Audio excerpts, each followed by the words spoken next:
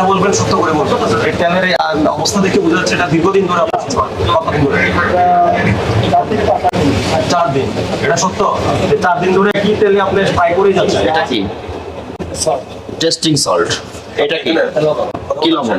আপনার যদি অন্য কাউকে ভালো আমরা যেটা এটা বিট লবণ। টেস্টিং সল্ট, এই টেস্টিং সল্ট কি কি খাবারে ব্যবহার করেন আপনি বলেন? রাইসে টেস্টিং সল্ট ব্যবহার করতে হয়? তাহলে আপনার রাইসে টেস্টিং সল্ট ব্যবহার করে খাবারকে আরো সুস্বাদু করছেন। এই যে দেখেন পোড়া তেল, এটা কি পরিমাণ গাঢ় হয়েছে দেখছেন? টক্সিক হয়ে গেছে। একটা মোবিলের মতো কালো হয়ে গেছে।